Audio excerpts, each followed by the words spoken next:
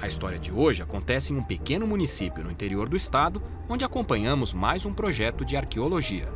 Ipeúna fica a 200 quilômetros de São Paulo e tem pouco mais de 6.000 habitantes. Rica em evidências arqueológicas extremamente antigas, Ipeúna já foi alvo de vários pesquisadores.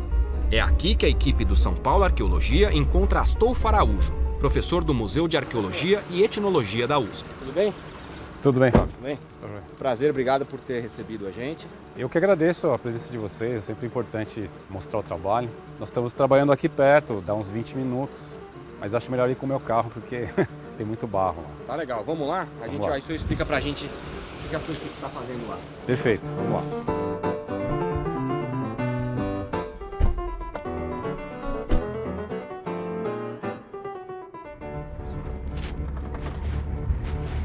Astolfo nos levou até o sítio arqueológico, local que já foi explorado por ele antes. Aproveitamos o caminho para conversar.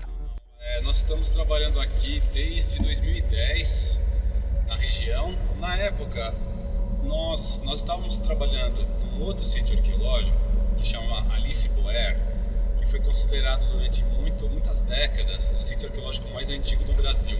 Nós percebemos que o Alice Boer, na verdade, não era tão antigo assim, né? Porque agora nós temos métodos de datação melhores. Essa Lagoa do Camargo pareceu um lugar interessante e nós começamos a fazer tradagens, ou seja, nós começamos a fazer furos muito profundos para ver se tinha algum material arqueológico. O trado é um furo redondo pequeno de 15 centímetros, 10 centímetros. E aí nós abrimos quadras, né, de 1 metro quadrado, 1 por 1. E nessas quadras nós encontramos mais material arqueológico e carvão. E quando nós datamos esse carvão, deu uma idade de 11.500 anos, mais ou menos. A paisagem rural revela campos e plantações. Antes de chegar na tal lagoa, o professor parou o carro para mostrar que tinha outras coisas além da vegetação e da estrada de terra. Isso aqui é um barranco, né? É simplesmente um corte de estrada e nada mais, né? Só que se a gente for prestando atenção em algumas características, a gente vai ver que tem uma série de coisas interessantes. Astolfo mostrou que há diferentes interpretações para uma mesma paisagem. O que difere é o repertório.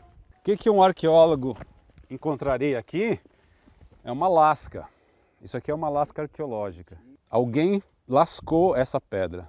Ela é totalmente diferente de tudo que está embaixo, do que está em cima, né? A rocha é diferente e a forma é diferente. Então, o arqueólogo já reconheceria isso aqui como sendo fruto do trabalho humano. Um especialista em solos vai notar que essa parte do solo é totalmente diferente dessa. Um especialista de geografia física veria ainda mais uma coisa, que essas rochas aqui significam provavelmente um evento climático, onde você teria muito pouca vegetação e chuvas torrenciais. Um geólogo ainda notaria que existe isso aqui está truncado. Deve ter acontecido um terremoto muito forte que causou rachaduras no solo e causou o colapso dessa parte mediana. A viagem até o sítio continuou. O senhor é especialista num determinado tipo de arqueologia? Eu me especializei mais numa coisa chamada geoarqueologia, que é essa interface entre ciências da terra e arqueologia. Bom, aqui uma coisa importante é a lagoa. Nessa segunda parada, Astolfo mostrou o sítio de longe e ficou mais fácil explicar o porquê da escolha do local. Nós estamos aqui perto dessa lagoa, ela está quase seca, mas a gente já viu ela cheia de água, chama Lagoa do Camargo, e isso deu nome ao sítio. Essa lagoa deve ser suficientemente antiga para ter atraído as pessoas para a margem dela. Nós pensamos a lagoa como um imã de gente, de paleoíndios, né? Que ela poderia ser um local que atraísse as pessoas. Você imagina, você tem um cerrado e aí você tem uma lagoa no meio do cerrado. Você não tem grandes movimentações de água, você só tem uma leve sedimentação, né? E os sítios desses períodos mais antigos, com maior probabilidade, estão enterrados. E foi o que a gente encontrou, só que a nossa surpresa é que a gente não encontrou na beira da lagoa, a gente encontrou lá no alto, enterrado a 2 metros de profundidade. Minha equipe está ali naquele topinho ali, no meio dos eucaliptos. E é lá que a gente vai encontrar eles e vocês vão poder ver as áreas que a gente está escavando e tradando ali. Vamos lá? Vamos lá. Vamos lá então.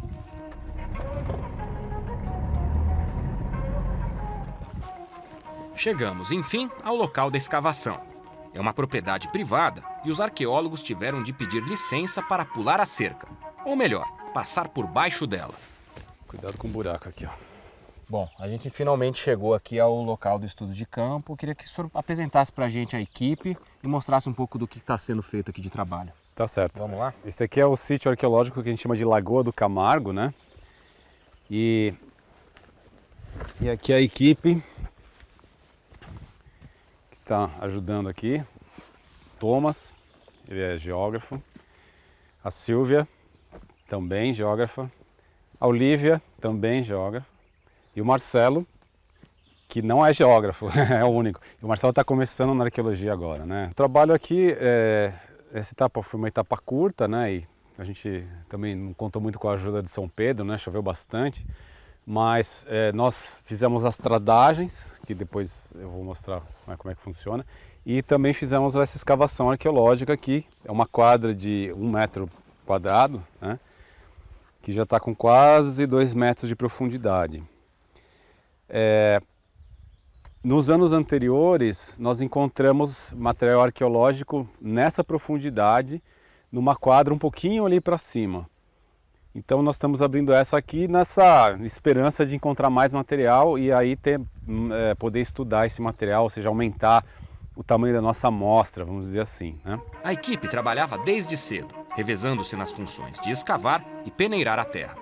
Assim que ela já tiver tirado terra suficiente, o Marcelo desce o balde e o Thomas e a Olivia vão peneirando.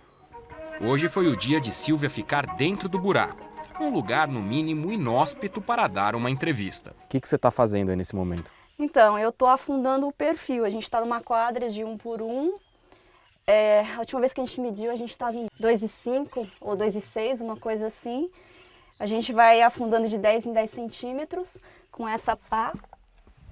Porque se tiver algum material, a chance de algum dano é menor. Acho que é por isso, né, Thomas? Então a gente vai bem devagar, raspando o perfil, vai tirando o excesso.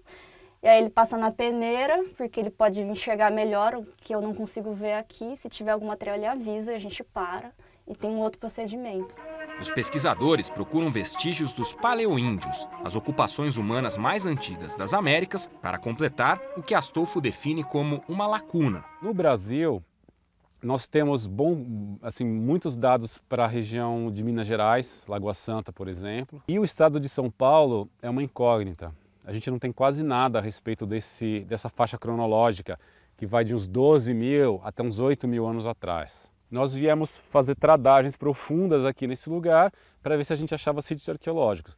E com efeito, achamos um sítio paleoíndio aqui. Esse projeto, né, essa escavação aqui que nós estamos fazendo, ela tem a ver com um projeto financiado pela FAPESP, que chama a Ocupação Paleoíndia no Estado de São Paulo, uma abordagem geoarqueológica. O sítio que Astolfo pesquisa é do tipo lítico. O sítio lítico, o nome, né, lítico vem de litos, né, pedra, simplesmente quer dizer que é um sítio que só tem pedra lascada. Esse aqui é um sítio lítico do período paleoíndio, dessa faixa entre 12 mil e 8 mil. Um dos pouquíssimos, talvez um dos 2 ou 3 sítios do estado de São Paulo que estão nessa faixa cronológica, né? Aqui na Lagoa do Camargo, cada pesquisador tem uma expectativa e muitas surpresas. Todo mundo explicava, né, a bibliografia anterior, que isso daqui seria a bioturbação, né, que teria o material e aí as formigas, cupins soterrariam. Quando a gente achou aqui no topo, depois com trado a 2 metros de profundidade, tipo, a gente desperta, pô, mas ali de onde que veio 2 metros de material, como é que está tão antigo e quantos sítios já foram perdidos pelas pessoas não afundarem até 2 metros, né? Esse sítio, ele assim, tá trazendo um monte de surpresas, né? Ele é meu tema também do mestrado e eu vou tentar explicar como a movimentação das peças, a geomorfologia, né? A gente está tentando entender ainda, porque ele é muito complexo. É raro você ter a oportunidade de escavar, na verdade. enquanto você está fazendo o mestrado, assim. São poucos os professores que têm a oportunidade de fazer campo. O objetivo é fazer um mapa numa região do estado de São Paulo com possíveis áreas de interesse arqueológico. Então, como por exemplo, vocês viram a Lagoa do Camargo aqui, eu estou mapeando lagoas na região do Vale do Paraíba que possivelmente pode ter material arqueológico. Aqui a gente está num sítio lítico, até entendendo como que veio se desenvolvendo as ferramentas que a gente usava para poder buscar os nossos alimentos, né?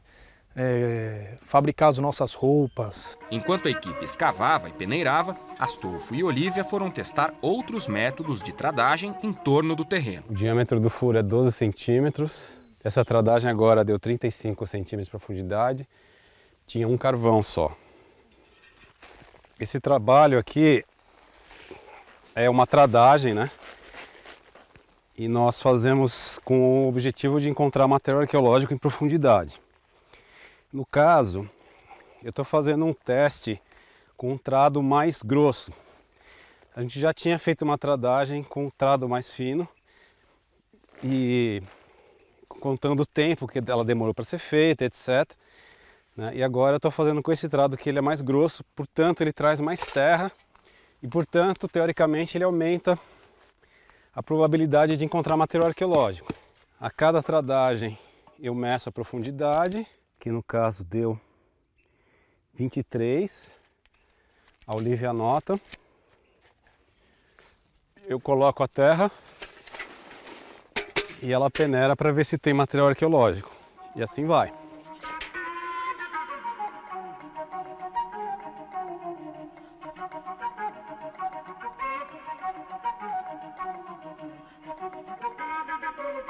No fim de um dia de trabalho, a equipe não encontrou nenhum objeto arqueológico. No entanto, a pesquisa com a tradagem foi muito importante. Então é isso, o objetivo aqui é duplo, né? A gente tem um sítio paleoíndio, e ele por si só é extremamente importante, mas ainda por cima, independente do sítio, a gente fica experimentando esses métodos, né, e para ver qual deles funciona melhor. Esse tipo de experimentação, né, ela é importante porque depois ela vai informar os trabalhos de arqueologia que são feitos, por exemplo, na área empresarial, que são feitos na questão de licenciamento ambiental.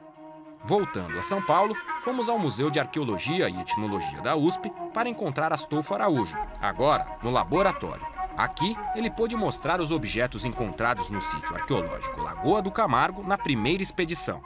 Os objetos que nós encontramos na Lagoa do Camargo são muito simples, são lascas. É possível que eles estivessem lascando coisas muito simples e usando a lasca in natura, porque ela já é cortante, ela parece uma gilete, você consegue usar essa lasca in natura. Mas também é possível que eles estivessem fazendo outras coisas e a gente não encontrou porque a escavação é muito pequena. E como podemos ter certeza de que as lascas foram mesmo feitas por humanos? Se você pega uma pedra e bate numa outra pedra de sílex, né, que geralmente é o material mais usado, isso aqui é tudo sílex, você percebe que essa lasca tem características tais, tais e tais. Fora isso, nesse caso específico, como estava a 2 metros de profundidade, dentro de um solo muito mais fino, coisas deste tamanho não teriam chegado naturalmente.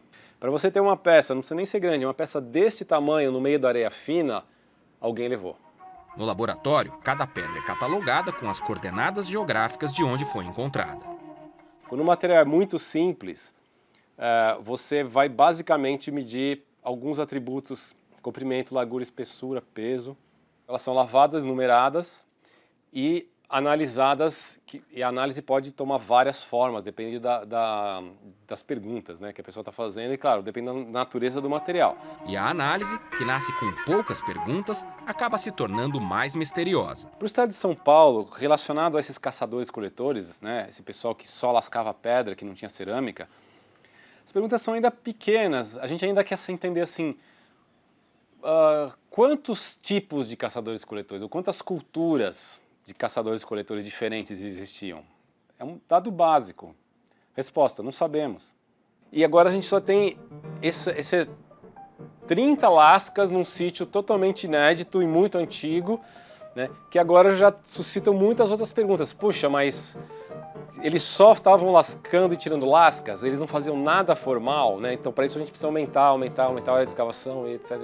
Tentar achar outros sítios, né? Então a ideia é voltar e continuar abrindo e continuar procurando mais coisas para aumentar a amostra, né?